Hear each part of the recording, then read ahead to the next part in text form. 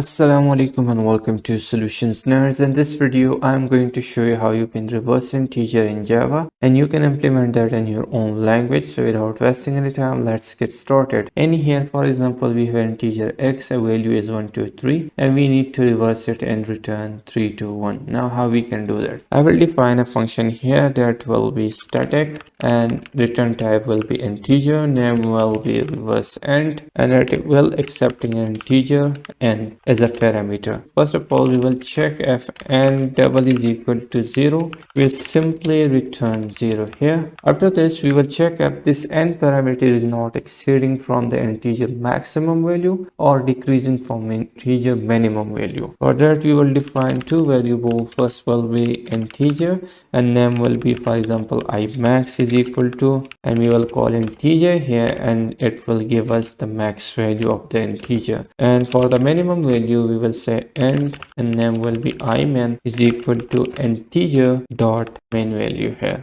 After this, we do not know this n parameter is negative or positive, and we need to check it and make it a positive value.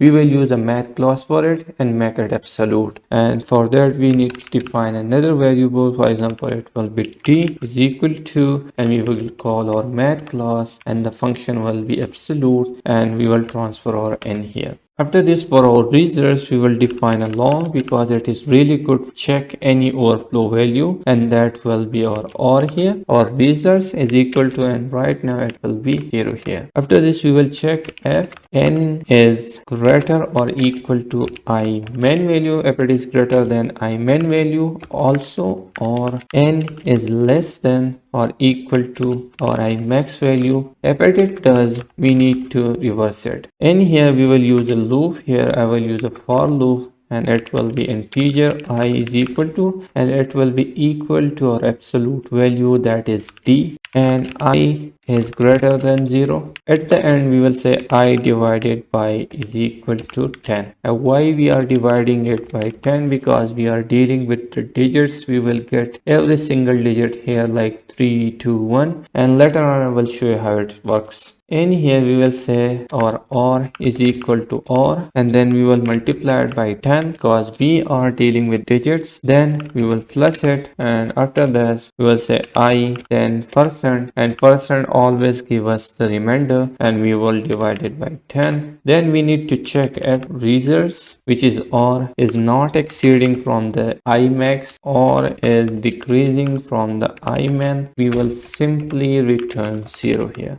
Now, so n here in the return, we will first check if n is less than 0, which means our n was negative value. So n here, n minus 0 means that our n is negative value. So we will return minus, and our result was long. We need to cast it to integer, and then was or. After this, if it is not a negative value, we will simply return and then or, and we are good to go. Now let's run it if it is working or not.